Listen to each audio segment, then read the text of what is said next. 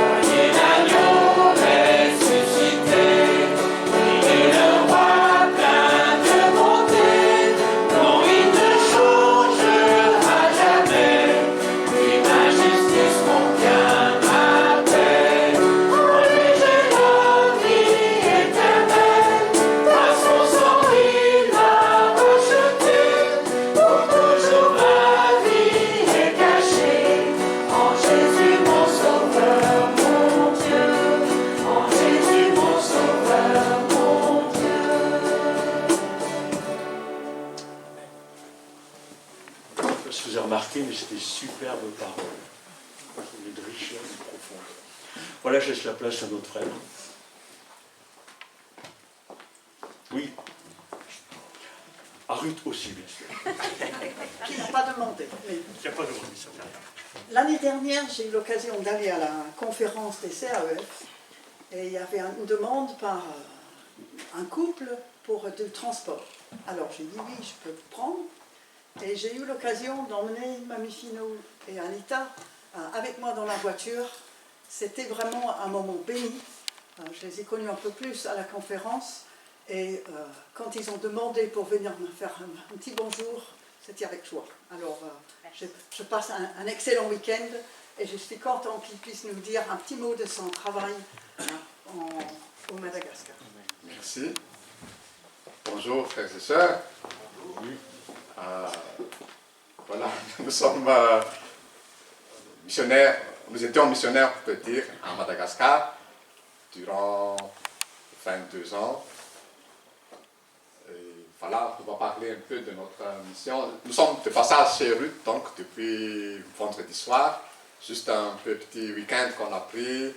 Nous sommes installés en Belgique et c'est pourquoi on a pris cette décision de passer un peu un temps avec elle. Et voilà, nous avons cette opportunité. Merci beaucoup de nous accueillir. Merci de nous avoir donné cette opportunité de parler. Nous avons demandé à peu près 10 minutes de partager ce que nous avons fait à Madagascar et ce que nous sommes aussi maintenant. J'ai préparé quelques slides, mission de la communauté dans la ville. Notre motivation, notre point de départ, c'était à Emmaüs, donc en tant que couple, je vais dire. Moi, j'étais déjà pasteur avant d'arriver à l'Institut biblique Emmaüs en 1996. Mais en 1998, j'ai trouvé donc comme Anita, qui était aussi étudiante à l'époque dans cette école biblique. Et voilà, nous sommes mariés en 2000 et nous avons travaillé à Madagascar comme pasteur pour affermir l'église malgache, pour annoncer l'évangile aux communautés peu ou non atteintes encore à la BAD. On peut avancer.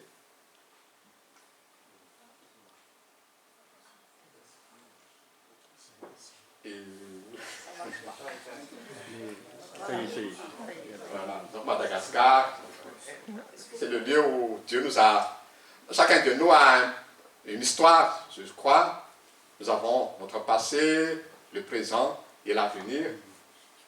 Et notre passé, c'était à Madagascar. Madagascar, c'est un pays donc à côté de l'Afrique, la quatrième grande île, quatrième île dans le monde, on peut dire. Et nous étions à Antananarive, à la capitale.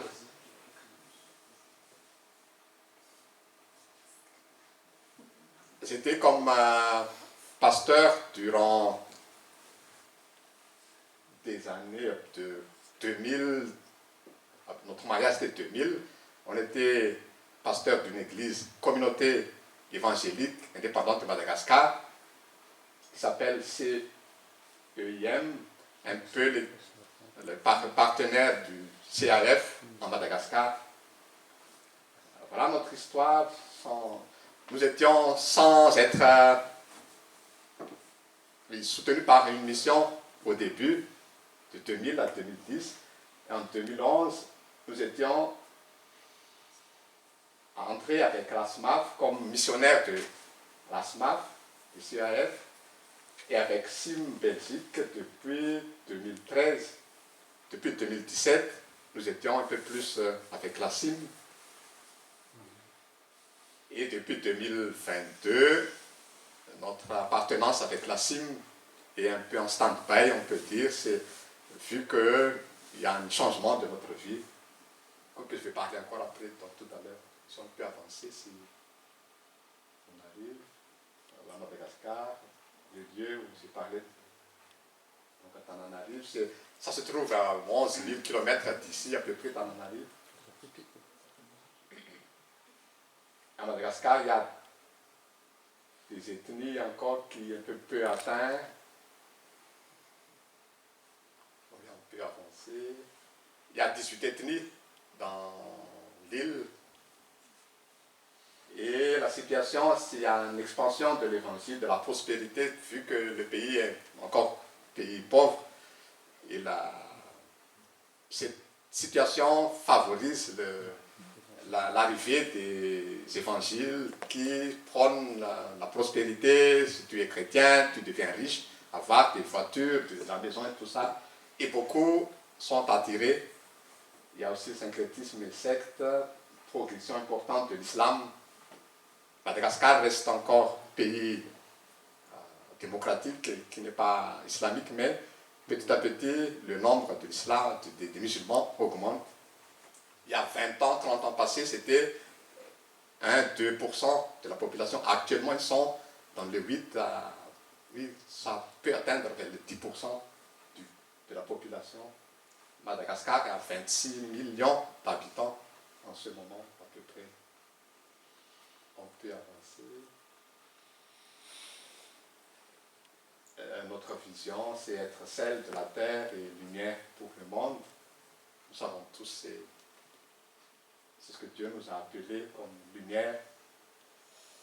Et nous avons vraiment partagé cette vision de la cime, convaincus que nul ne devrait vivre ni mourir sans avoir entendu la bonne nouvelle de Dieu. Nous croyons qu'il nous a appelés à faire des disciples. Oui, faire des disciples, c'était vraiment notre vision. C'est pourquoi, après avoir été pasteur, donc j'étais directeur d'une école biblique qui s'appelle Seufoi, qu'on va voir tout à l'heure.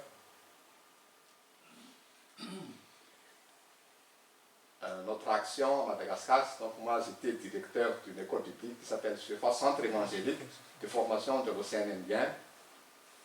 Si vous connaissez Colin Crow qui est de la SMAF, qui est de la CEF, il est vraiment on peut dire, le responsable qui aide beaucoup ce mouvement, cette école biblique et les églises CEIM à Madagascar. J'étais dans l'enseignement et ancien aussi d'une église CEIM francophone. Anita, elle a enseigné de l'agriculture aux étudiants, surtout ce qu'on appelle farming Godsway, la culture couverte, donc on ne tourne pas la terre, mais on couvre par des pailles et ça donne. Permaculture en fait. Voilà. Ça, c'était la spécialité Anita qui a fait ça avec les étudiants de l'école biblique. Et elle a enseigné aussi nos 3 enfants qui sont là à la maison. Elle a fait homeschool donc, chez nous pendant à peu près 9 ans. À peu près 9 ans. On peut avancer. Et ensemble, en tant que couple, on était engagés dans les églises évangéliques, dans l'aide pastorale, surtout avec le ministère Couple et Famille. Et nous avons visité aussi des églises et accueillir des visiteurs, des personnes de l'extérieur donc, qui étaient venues à Madagascar pour voir, ou qui pensent aussi pour la mission à Madagascar. Donc on a accueilli par exemple 3 filles de Roumanie une fois et oui, on peut avancer. C'est la CEIM, comme je disais, c'est une communauté évangélique indépendante de Madagascar. En 2022, on a à peu près 130 églises, 170 pasteurs et anciens. Nous avons une école biblique, Seufoi, et 2 écoles de disciples. L'école de disciples, c'est une école de formation de 3 à 6 mois à peu près. Et nous, en école biblique, on forme une année ou 3 ans. Ça, c'est un peu l'exemple des pasteurs et anciens de la CEIM. Ça, c'est voilà, pour donner un peu une image de l'école biblique où nous étions. On peut avancer. Donc le Seufoi, c'est pour former le futur responsable, surtout des CEIM et aussi des églises évangéliques. Nous accueillons, on peut dire, des étudiants qui viennent de toutes les églises à Madagascar. on n'a pas seulement, parce que la plupart des églises ou des écoles bibliques, ils reçoivent seulement des personnes, des étudiants qui sont dans la même dénomination. Mais le CFOA, on est ouvert pour tout le monde, ceux qui sont nés de nouveau, ils peuvent venir pour se former dans notre école. Et on a été aussi pour implanter des églises. C'est un peu l'image de l'école. Nous avons 15 professeurs. L'école a démarré en 1991 et en ce moment, on a enseigné où il y avait 516 à peu près étudiants qui ont passé de l'école biblique. Donc, notre situation, pourquoi je disais qu'on était missionnaire en ce moment, à cause de l'avenir scolaire de nos 3 enfants, nous avons pris une décision de s'installer en Belgique. C'était pourquoi on était ici en Europe, déjà l'année passée, en 2022. Nous étions au congrès de KF pour chercher la volonté de Dieu aussi. Et nous avons pris la décision parce que nos enfants, pour pouvoir continuer leurs études universitaires, il est mieux qu'ils soient canalisés déjà au niveau lycée, on peut dire, c'est tous les 2 derniers. C'est pourquoi nous sommes en Belgique en ce moment. Et notre sujet de prière, c'est que nous avons toujours à cœur les églises à Madagascar, que l'œuvre continue là-bas. Et les 5 prochaines années, notre ministère en Belgique, donc je dois chercher un travail. Je ne sais pas qu'est-ce que Dieu va me montrer ou nous montrer, mais nous avons toujours à cœur d'apporter la foi, d'aider là où Dieu ouvre les portes et les avenirs scolaires de nos 3 enfants, la santé de nos 5 et notre contact si donc nous sommes en Belgique dans une ville qui s'appelle La Selle, donc là côté Flandre en Belgique. Ma femme est belge flamande et les enfants suivent l'école là-bas, donc on est là jusqu'à présent. Et merci beaucoup. Voilà ce qu'on a préparé. Je ne sais pas si vous avez des questions, ou 1 ou 2 questions, ou si Anita veut ajouter quelque chose. Merci beaucoup.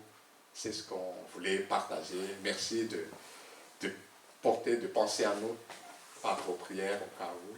Et que Dieu vous bénisse.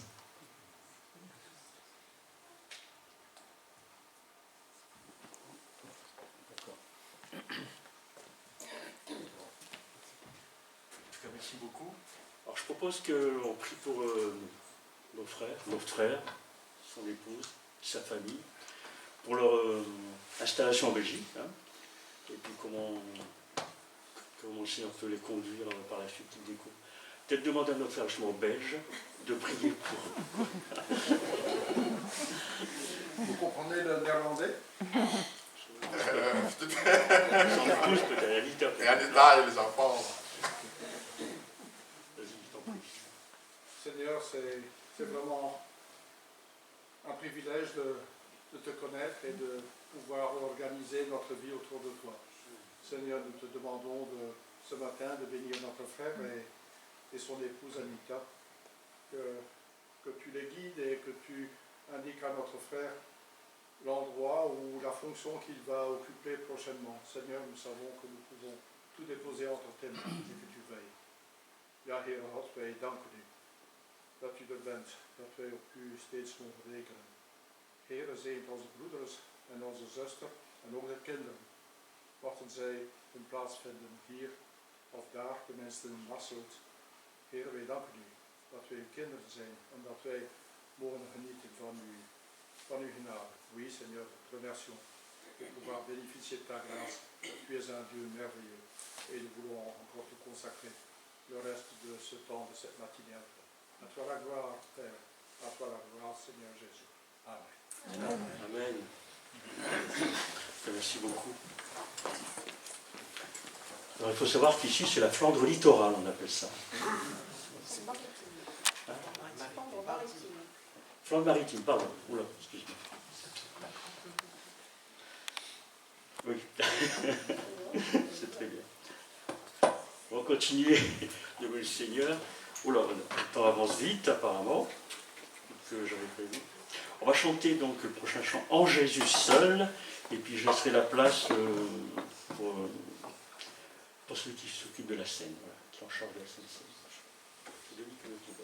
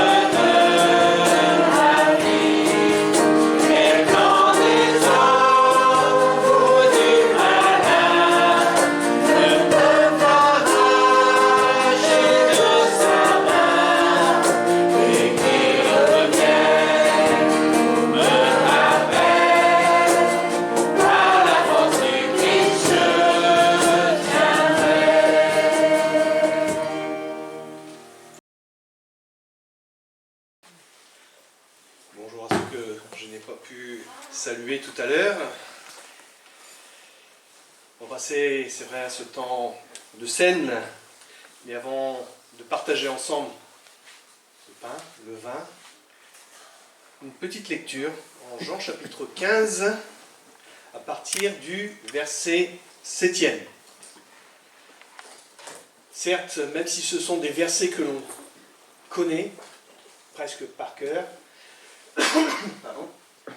il est bon de se les rappeler, de faire comme si cette parole est comme ce morceau de pain que l'on va prendre et s'en nourrir pour continuer à vivre spirituellement. Parce que le Seigneur a dit « Je suis le pain de vie ». je suis. Le je suis de, quand même l'Éternel s'est présenté à Moïse, il a dit je suis celui qui suis. Si vous demeurez en moi et que mes paroles demeurent en vous, demandez ce que vous voudrez et cela vous sera accordé. Si vous portez beaucoup de fruits, c'est ainsi que mon Père sera glorifié et que vous serez mes disciples. Comme le Père m'a aimé, moi aussi, je vous ai aimé. Demeurez dans mon amour. Si vous gardez mes commandements, vous demeurerez dans mon amour. De même que j'ai gardé les commandements de mon Père et que je demeure dans son amour, je vous ai dit ces choses afin que ma joie soit en vous, et que votre joie soit parfaite. C'est ici mon commandement, aimez-vous les uns les autres comme je vous ai aimés. Il n'y a pas de plus grand amour que de donner sa vie pour ses amis. Et là, j'ouvre une petite parenthèse, et il l'a prouvé. En s'offrant lui-même à la croix, Christ est mort. Mais il est ressuscité. Amen. Il est ressuscité parce que justement, la mort n'avait pas de pouvoir sur lui. Vous êtes mes amis si vous faites ce que je vous commande. Je ne vous appelle plus serviteur parce que le serviteur ne sait pas ce que fait son maître.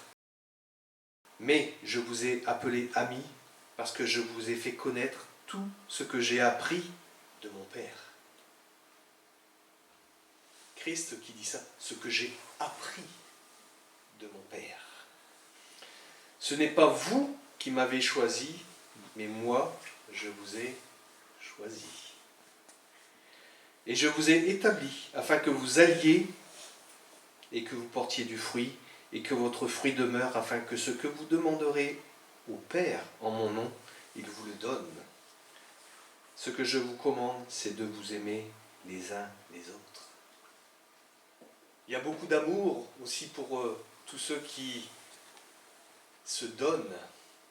Là, on a eu un petit exemple au travers de la famille de Mamie Finot, qui s'investit, qui se donne, qui donne de son temps. Et en lisant le verset de ce matin, je me suis dit, tiens, ça serait peut-être pas mal de prendre, on va dire, ce temps supplémentaire pour le lire, parce que parfois on voudrait se faire une idée de qui est Jésus, mais aussi comment le contempler, comment lui apporter ce qu'il y a au plus profond de nous pour le glorifier. Aujourd'hui, c'était la parole a été faite chair et elle a habité parmi nous, pleine de grâce et de vérité, et nous avons contemplé sa gloire. Le titre, c'est « Prendre le temps de contempler ». Que l'on s'exclame que c'est beau, ou que l'on se laisse simplement éblouir, on peut être touché devant la beauté d'un paysage, d'un coucher de soleil, ou devant tellement de choses. 3 petits points. Nous avons un cœur capable aussi d'apprécier les beautés morales. Et on peut être extrêmement touché de la capacité de certains à se dépenser sans compter pour les autres. Une vie de consécration. Dans les évangiles, la vie de Jésus se contemple. Les apôtres qui ont vécu avec lui en sont restés touchés toute leur vie et ont témoigné jusqu'au bout de sa grandeur et de sa gloire. Ils sont aussi restés sans voix devant son ascension dans la gloire 40 jours après sa résurrection. Et 3 d'entre eux l'ont contemplé quand il a été transfiguré devant leurs yeux. Mais la vie de Jésus-Christ se contemple aussi dans ses qualités morales et spirituelles. Toute sa vie a été une vie de sacrifice pour le bien de ses contemporains et par la croix pour le bien de l'humanité entière. Sa vie pure, sans tache, sans péché, il l'a sacrifiée à la croix en mourant pour expier nos fautes. Il est question dans la Bible des perfections cachées de Dieu, et elles se voient en partie dans la création, mais encore plus dans le Christ, parce qu'en lui sont toutes choses, par lui et pour lui aussi. Et elles se voient en partie dans la création, encore plus dans le Christ, venu révéler son immense amour. La grâce de Dieu se contemple et se reçoit en Jésus-Christ. Et le Seigneur, eh bien, au travers de ce texte que j'ai pris initialement, c'est que on est appelé justement à vivre avec ceux qui nous entourent de la même façon.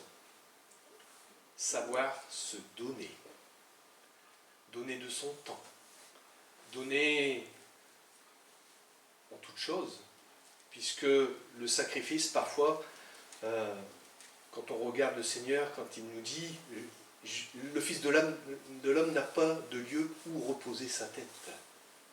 Certes, le Seigneur a dormi, mais il voulait donner cette image de cet homme qui prend du recul et qui se prend du temps pour lui, et puis tous les autres, en gros, il en fait fi.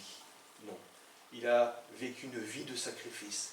Et la vie chrétienne, eh bien, dans ce commandement, c'est aussi une vie de sacrifice.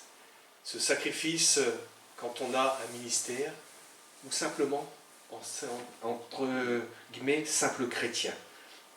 Jésus-Christ nous a prouvé son amour parfait en acceptant de souffrir et mourir pour nous. Eh bien, nous aussi, parfois le Seigneur nous appelle à mourir à nous-mêmes pour les autres.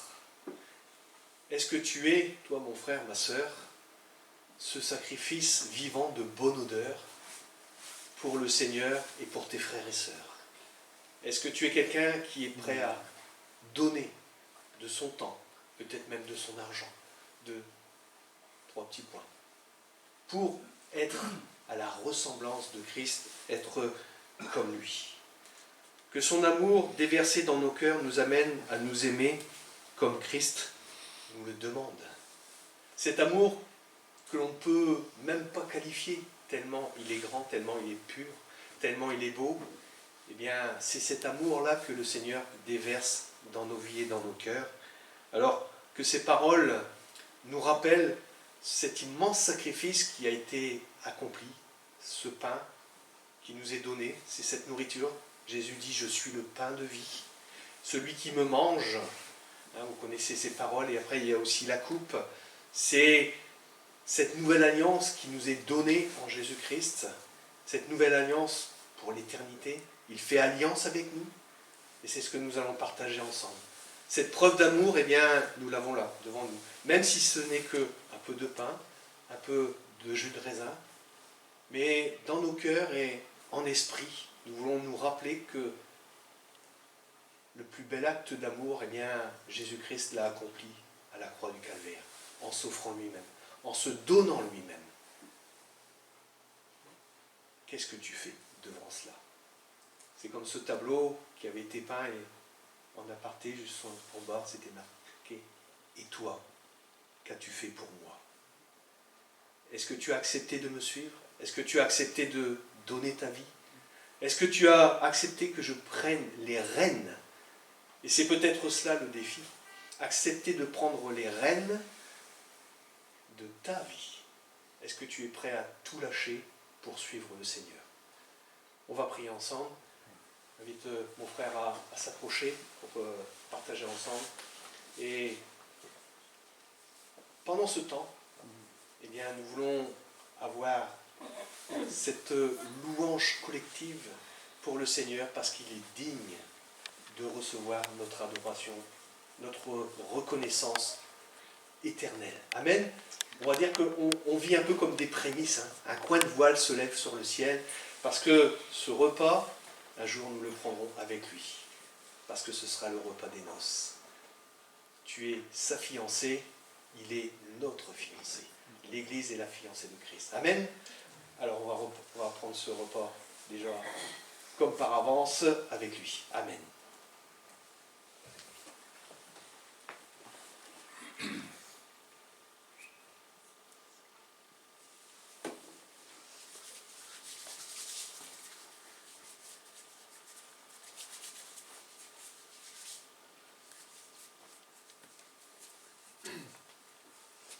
Seigneur, combien nous aimons nous retrouver dimanche après dimanche, Seigneur, dans ta maison, Seigneur, dans ce lieu ensemble, pour partager ce repas que tu as instauré, Seigneur.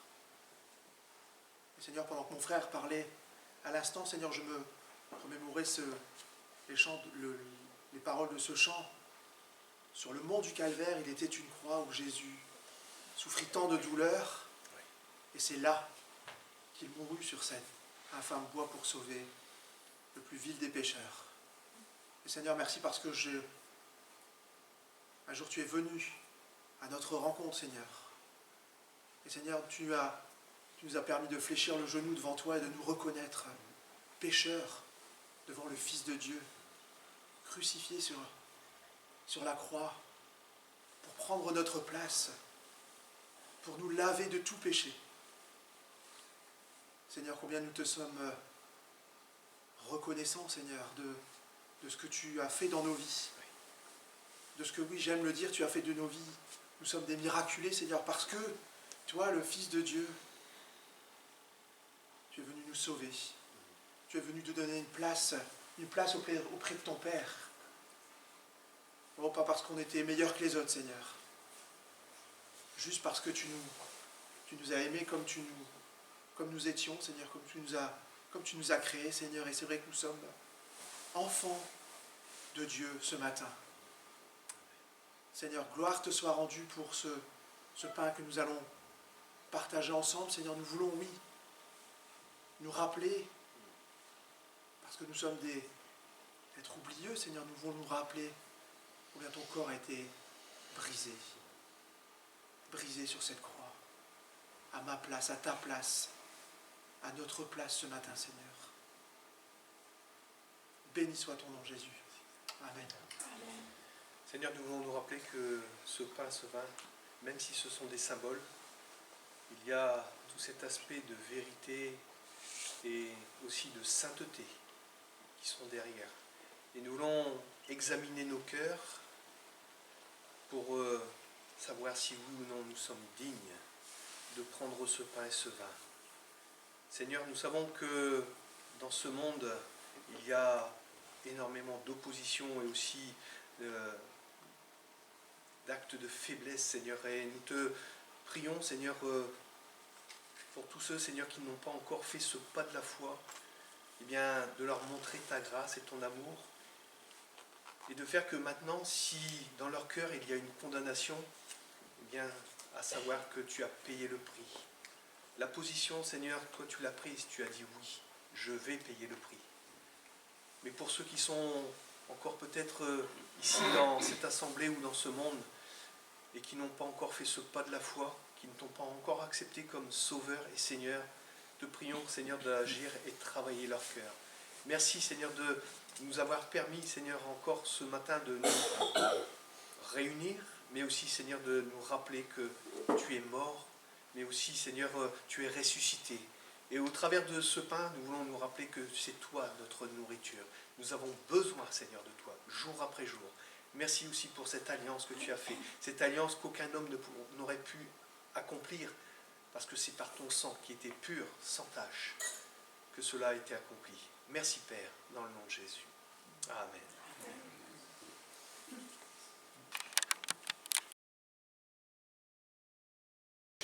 Étant salué, nous allons continuer donc notre observation du livre du prophète Daniel. Nous en sommes au chapitre 4, les 18 premiers versets. Le roi Nebuchadnezzar adresse ce message à tous les peuples, à toutes les nations et aux gens de toutes langues qui habitent la terre entière. Que votre paix soit grande. Il m'a paru bon de vous faire connaître les signes extraordinaires et les prodiges que le Dieu Très-Haut a accomplis envers moi. Que ces signes extraordinaires sont grands et ces prodiges éclatants. Son règne est un règne éternel et sa domination subsiste d'un âge en âge. Moi, Nebuchadnezzar, je vivais tranquille dans ma maison et je jouissais de la prospérité dans mon palais. J'ai alors fait un rêve qui m'a rempli d'effroi. Les pensées qui m'ont hanté sur mon lit et les visions de mon esprit m'ont épouvanté. J'ai donc ordonné de convoquer auprès de moi tous les sages de Babylone pour qu'ils me fassent connaître l'interprétation de mon rêve. Les mages, les magiciens, les astrologues et les devins se sont présentés. Je leur ai exposé le rêve, mais ils n'ont pas pu m'en faire connaître l'interprétation. À la fin, s'est présenté devant moi Daniel, nommé aussi Beltchazzar, d'après le nom de mon Dieu. L'esprit des dieux saints réside en lui. Je lui ai raconté mon rêve et je lui ai dit, Beltchazzar, chef des mages, je sais que l'esprit des dieux saints réside en toi, et qu'aucun mystère n'est trop difficile pour toi. Écoute donc les visions que j'ai eues dans mon rêve et donne-moi l'interprétation. Voici quelles étaient les visions de mon esprit pendant que j'étais couché sur mon lit. Je regardais et voici ce que j'ai vu. Au milieu de la terre se dressait un grand arbre dont la hauteur était immense. L'arbre grandit et devint vigoureux. Son sommet atteignait le ciel et l'on pouvait le voir depuis les confins de la terre. Son feuillage était magnifique et ses fruits abondants. Il portait de la nourriture pour tout être vivant. Les animaux sauvages venaient s'abriter à son ombre et les oiseaux se nichaient dans ses branches. Tous les êtres vivants se nourrissaient de ses produits. Pendant que, sur mon lit, je contemplais les visions de mon esprit, je vis apparaître un de ceux qui veillent, un saint qui descendait du ciel. Il cria d'une forte voix, « Abattez l'arbre, coupez ses branches, arrachez son feuillage et dispersez ses fruits, et que les animaux s'enfuient de dessous lui, que les oiseaux quittent ses branches.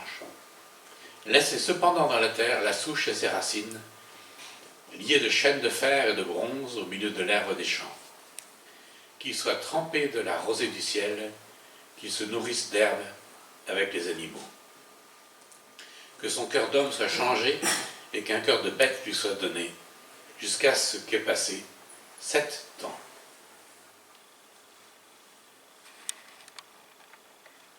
Cette sentence est un décret de ceux qui veillent.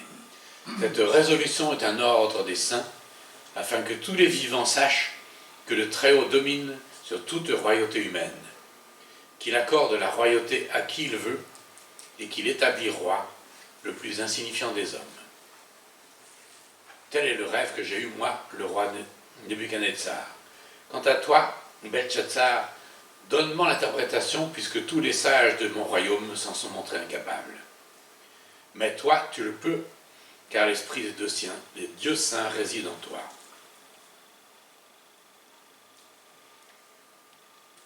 Voilà donc encore un récit extraordinaire. Et voilà donc, nous pouvons dire donc, en citant ce verset de Job, Dieu nous parle tantôt d'une manière puis tantôt d'une autre, mais l'on n'y prend pas garde. Il parle par des songes et des visions nocturnes, quand un profond sommeil accable les humains endormis sur leur couche. Et oui, on a parfois des rêves étranges, et Dieu utilise parfois ce moyen pour faire savoir quelque chose aux hommes.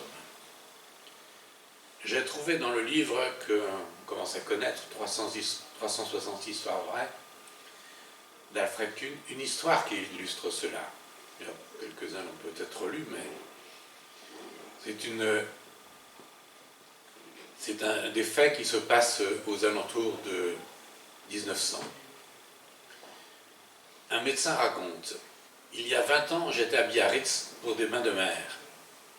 Un soir, pendant que je rêvassais dans un fauteuil, je m'endormis. Et dans mon rêve, je vis un jeune homme aux yeux gris et aux cheveux blonds. Vêtu d'une veste noire ornée de boutons dorés, il se tenait devant un corbillard et d'un geste aimable m'invitait à y monter. J'eus peur et me projetai en arrière, ce qui me réveilla. 2 nuits plus tard, je fis exactement le même rêve, qui revint ensuite à intervalles réguliers avec le même jeune homme habillé de la même façon. Après quelques semaines, je montai à Paris avec des amis. Nous logions dans un hôtel et nos chambres étaient au 5e étage. À l'heure du dîner, j'appelai l'ascenseur pour descendre à la salle à manger. Lorsqu'il arriva à mon étage et que la porte s'ouvrit, je reculai épouvanté. Devant moi se tenait le liftier, qui m'invitait d'un geste aimable à entrer dans la cabine. C'était le jeune homme aux cheveux blonds et aux yeux gris de mes rêves, et il était vêtu exactement comme je l'avais rêvé. Alors je me précipitais dans l'escalier que je dévalais 4 à 4. Arrivé au rez-de-chaussée, j'entendis un bruit épouvantable. Le câble de l'ascenseur avait lâché, et la cabine avait été précipitée dans le vide, tuant tous les occupants, dont le liftier. Dieu, grâce à ses rêves, m'avait préservé d'une mort certaine. Et des récits semblables nous sont parvenus de New York, après l'effondrement des tours le 11 septembre 2001, où des personnes ont été préservées de la mort par des rêves prémonitoires. Alors nous avons dans notre passage de Daniel une histoire de rêve. Cela nous montre une nouvelle fois que Dieu prend soin d'avertir. Pour nous qui possédons la Bible, nous avons en main le meilleur des avertissements, et hormis pour des cas très particuliers comme dans l'histoire précitée, Dieu n'a aucune raison de nous avertir spécifiquement, autrement que par sa parole. Alors prenons le temps de l'écouter et d'obéir à ce que nous dit le Seigneur. L'entame de ce récit est en même temps sa conclusion. Nous avons ici tout le sens du songe que le roi a fait, le but ultime que Dieu a fixé. Quelle différence en effet on remarque dans le ton de Nebuchadnezzar, au début de ce récit, par rapport à ce que nous avons pu observer dans les récits précédents du début du livre. Il n'y a plus cette arrogance dans la façon d'être de Nebuchadnezzar qui reconnaît la préséance du Dieu saint. Mais est-ce que cela suffit de reconnaître la grandeur suprême du Dieu très haut? Il semble en effet que Nebuchadnezzar n'ait fait que reconnaître Dieu comme le grand patron, mais sans lui accorder sa confiance, sans faire de Dieu son Dieu, donc sans se soumettre à sa volonté et en le laissant régner sur son cœur. Il prend en effet la peine de préciser, en introduction de ce récit, que le nom babylonien de Daniel est Beltchatsar, en précisant d'après le nom de mon Dieu. Ce nom qui signifie Bel protège le roi, Bel ou Marduk protège le roi. Voilà le Dieu que Nebuchadnezzar veut vénérer dans son cœur. Mais il a été obligé de reconnaître la suprématie de Elohim, l'Éternel. Mais en considérant l'Éternel comme un être étrange, extraordinaire, qu'il convient de craindre, et donc, ce qui semble être sa conclusion, d'en rester le plus éloigné possible. Et la façon de raconter son rêve du roi l'atteste. Il dit les visions de mon esprit.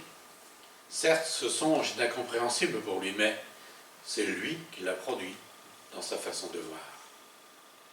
Il n'a pas renoncé à tout son orgueil, même s'il reconnaît qu'il doit parler un ton en dessous, par rapport à toute son arrogance initiale qu'il a été obligé de laisser de côté. Et pourtant, de quelle patience Dieu fait-il preuve dans toute cette histoire? En effet, avant tout jugement, Dieu avertit. Que ce soit un homme, une nation ou l'humanité tout entière. Au jour de Noé, prédicateur de justice, Dieu, dans sa patience, avait longtemps attendu avant de détruire le monde par le déluge. Et entre l'annonce qu'il a faite à Noé et le déluge proprement dit, s'est passé encore 100 ans. Plus tard, le Pharaon a été averti abondamment, mais en vain, avant que les jugements ne fondent sur l'Égypte. Jérémie et d'autres prophètes ont annoncé par avance à Juda et à Jérusalem l'arrivée des Chaldéens, dont Nebuchadnezzar était le roi. Et maintenant, aujourd'hui, Dieu avertit encore le monde de la colère à venir. Le Seigneur avertissait solennellement les Juifs qui l'interrogeaient, comme nous le rapporte l'évangéliste Jean. Oui, vraiment, je vous l'assure, celui qui écoute ce que je dis et qui place sa confiance dans le Père qui m'a envoyé, possède dès à présent la vie éternelle et il ne sera pas condamné.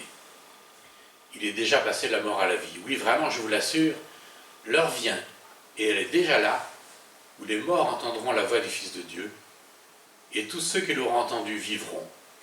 En effet, comme le Père possède la vie en lui-même, il a accordé au Fils d'avoir la vie en lui-même. Et parce qu'il est le Fils de l'homme, il lui a donné autorité pour exercer le jugement.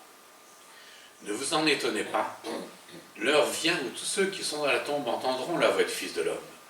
Alors ils en sortiront. Ceux qui auront fait le bien ressusciteront pour la vie. Ceux qui auront fait le mal ressusciteront pour être condamnés. Pour moi, je ne peux rien faire de mon propre chef, le juge. Je juge seulement comme le Père me l'indique. Et mon verdict est juste, car je ne cherche pas à réaliser mes propres désirs, mais à faire la volonté de celui qui m'a envoyé. Voilà un avertissement solennel. Et quels sont ceux qui font le bien?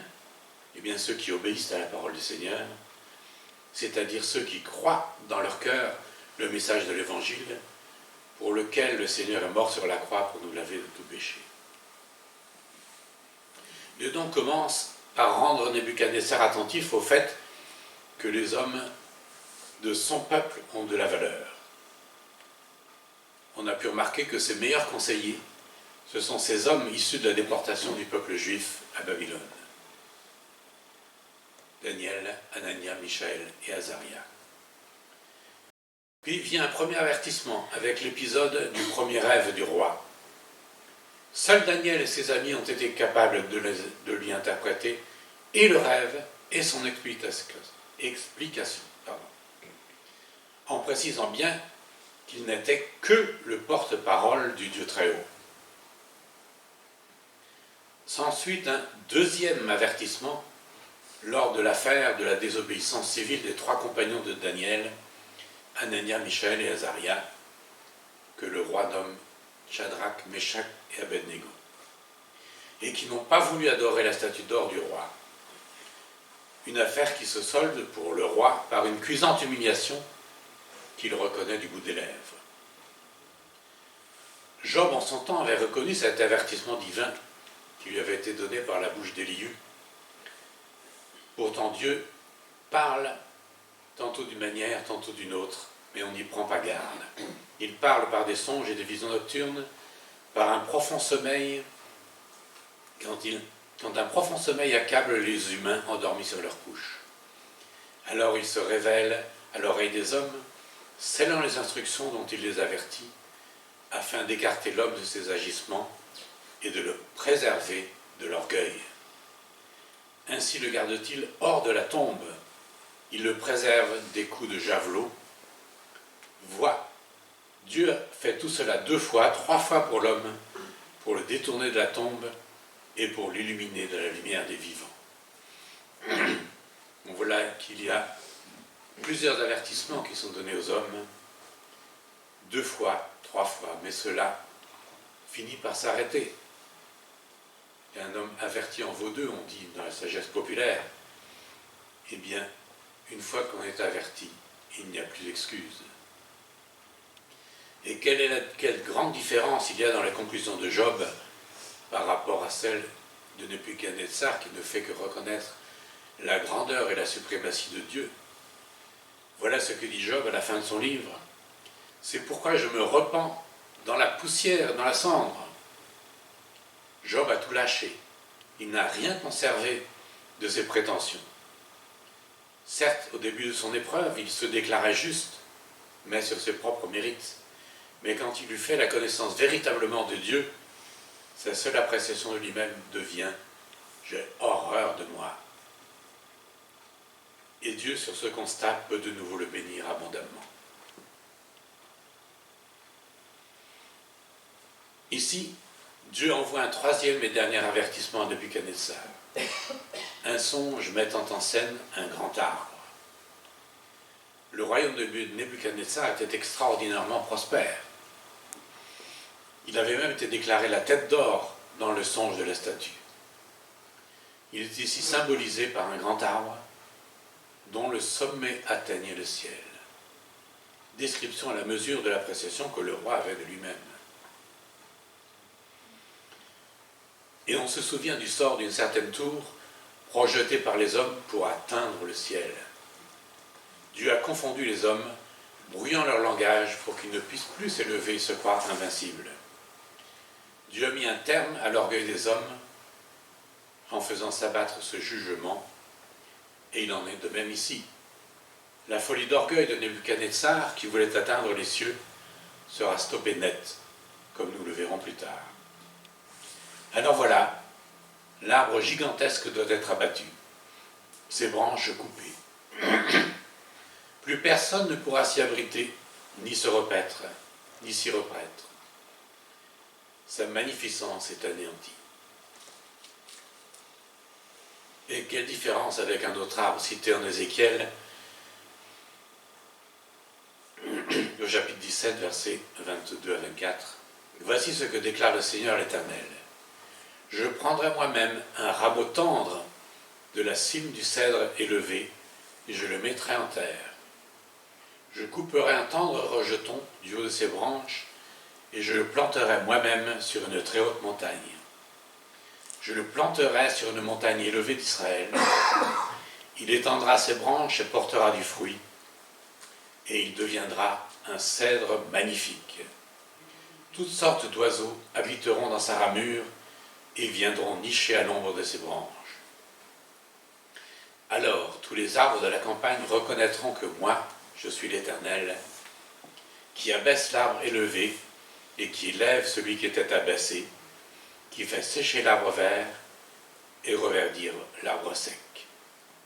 Moi, l'Éternel, je le déclare et je le ferai. On a ici l'évolution inverse qui est symbolisée dans ce récit. Cela commence par un tendre rejeton, un apex, diraient certaines, quelque chose d'insignifiant, comme le décrit si bien le chapitre 53 d'Ésaïe. Mais il est ensuite placé bien en vue et devient un cèdre du Liban, un cèdre magnifique. Ceux qui connaissent un peu ces arbres savent combien ces arbres sont magnifiques. Quand j'étais adolescent, j'en voyais souvent un quand on allait sur Paris, au bord de l'autoroute, qui a été malheureusement arraché par la tempête de 1999. Mais à chaque fois, j'étais émerveillé par cet arbre. Et voilà à quoi est comparé le Seigneur. Cet arbre magnifique. Et c'est encore rien comme comparaison par rapport à ce que nous verrons quand nous verrons le Seigneur dans sa gloire. Quelle magnifique métaphore. Mais ici, l'arbre du royaume de la magnificence de Nebuchadnezzar doit être abattu. Mais là encore, nous discernons la patience de Dieu.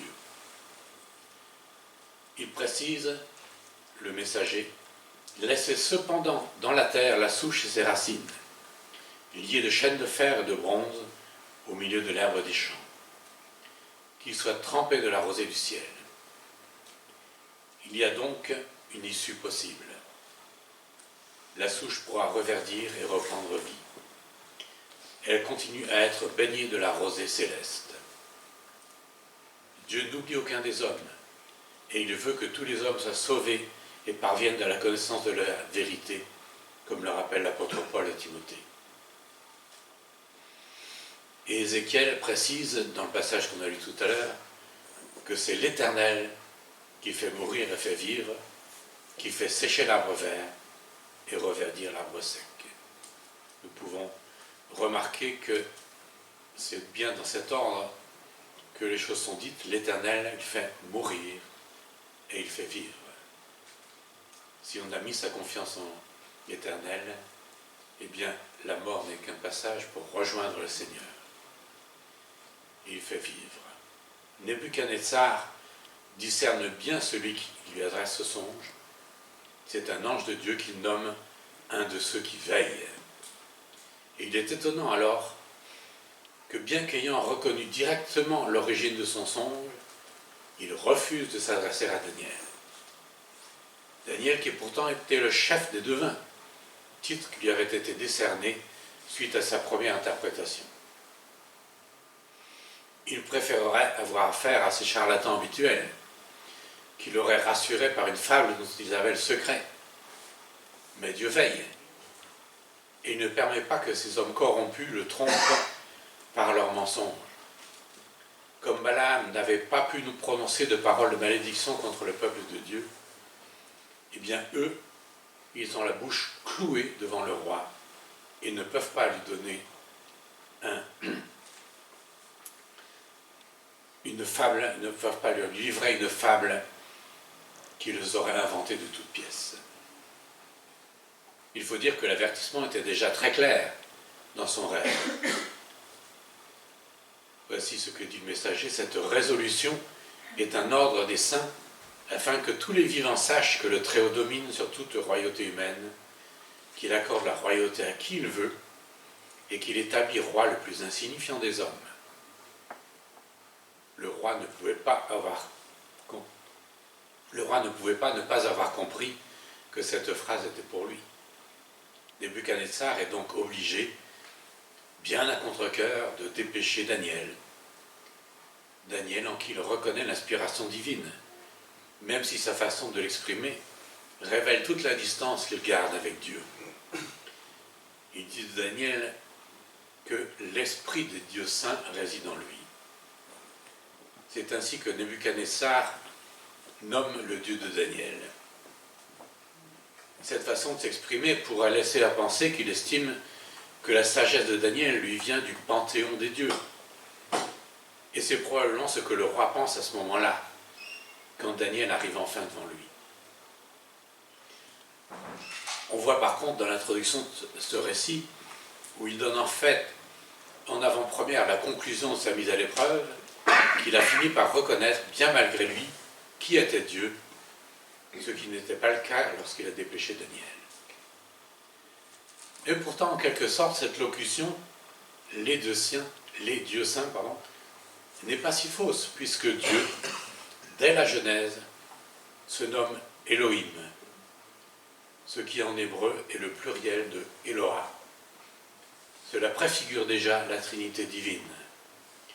Et le Seigneur Jésus est donc, dès le premier verset de la Bible, évoqué. C'est ce que Jésus lui-même déclare à ses disciples: sondez les Écritures car elles rendent témoignage de moi. Et cela témoigne aussi de la grandeur infinie de notre Dieu, qui ne peut être résumé à un singulier personnage, et le roi, à son insu, témoigne ainsi de la grandeur infinie de Dieu. Nebuchadnezzar est, à au moins 3 reprises dans le livre du prophète Jérémie, annoncé comme étant le serviteur de l'Éternel.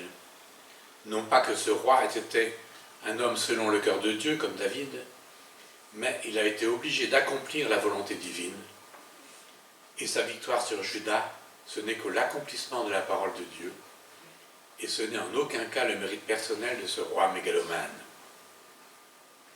Il est étonnant de constater toute la sollicitude de Dieu qu'il a envers ce roi. On peut dire qu'il ne le lâche pas. Et nous le verrons encore dans la suite avec l'interprétation du songe dans les dimanches qui viennent. Mais nous savons d'une part que toutes choses sont entre ses mains, comme nous le rappelle l'apôtre Paul dans la lettre aux Colossiens, car par lui ont été créées toutes choses, les choses qui sont dans les cieux, les choses qui sont sur la terre, les visibles et les invisibles, soit trône, seigneurie, principauté, autorité. Toutes choses ont été créées par lui et pour lui, et lui est avant toute chose, et toute chose subsiste par lui. On comprend donc que Dieu s'occupe de nous placer, et même si nous ne comprenons pas toujours le plan de Dieu, nous savons par notre récit qu'il fait toujours preuve d'une immense patience. Les autorités sont donc une institution divine, et encore l'apôtre Paul nous le rappelle dans la lettre aux Romains, que tout homme se soumette aux autorités supérieures, car il n'y a pas d'autorité qui vienne de Dieu, et celles qui existent ont été instituées par Dieu. Mais il nous rappelle également, dans la première lettre à Timothée, « Je recommande en tout premier lieu que l'on adresse à Dieu des demandes, des prières, des supplications et des remerciements pour tous les hommes, que l'on prie pour les rois et pour tous ceux qui en sont au pouvoir, afin que nous puissions mener, à l'abri de toute violence et dans la paix, une vie qui exprime, dans tous ses aspects, notre piété et qui commande le respect. Voilà ce qui est bien devant Dieu, notre Sauveur, ce qu'il approuve. Car il veut que tous les hommes soient sauvés et parviennent à la connaissance de la vérité. Nous avons donc, dans ce récit, un tableau magistral du gouvernement de Dieu, un tableau des avertissements qu'il nous adresse avec quelle patience, et que l'on peut résumer par ce verset. Aujourd'hui, si vous entendez sa voix, n'endurcissez pas votre cœur.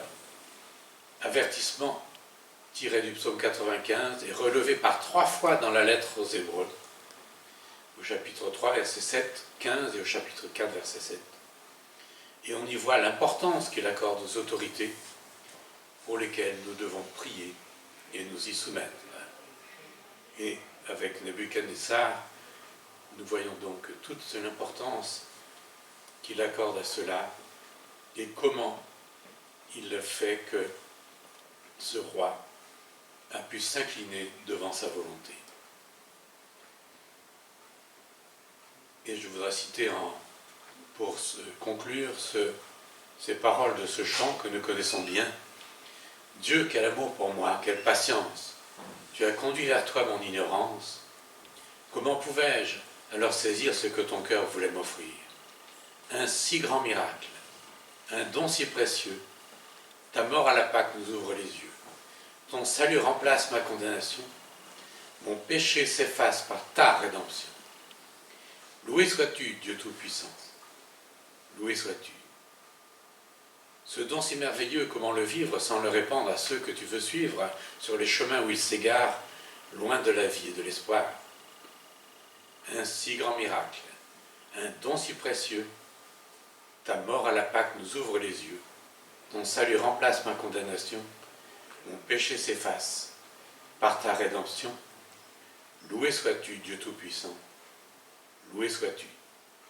Amen. Voilà.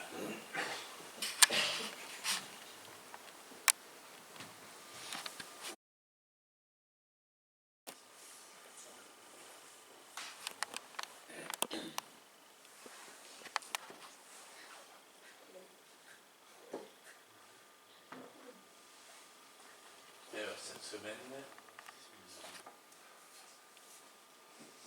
étude biblique mercredi à 19h30 et par Google Meet, comme d'habitude, pour ceux qui ne peuvent pas s'y déplacer.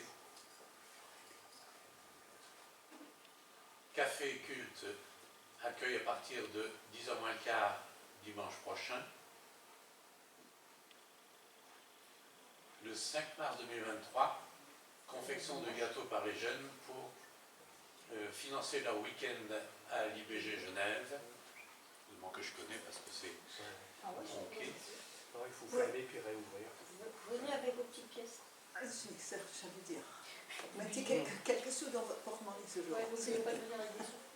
S'ils ne prennent pas les cartes au bleu encore les pauvres. Urgence séisme en Syrie, Turquie. Donc séisme aujourd'hui, le dernier dimanche. Et le tronc, donc boîte de chocolat, est toujours à votre disposition à l'entrée.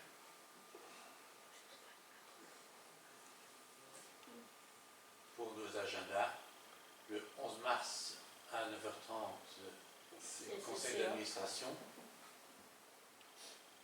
Joyeux anniversaire, donc hier à Kevin. Qui n'a pas pu venir parce que la petite elle n'est pas bien. Toutes les informations qu'on trouve sur les médias habituels. Et je dois ajouter que nous avons eu la nouvelle ce matin, donc en arrivant, un coup de téléphone de Corinne qui nous annonçait le départ auprès du Seigneur de son cher père Philippe. Voilà. Je pense qu'on aura plus de détails par la suite.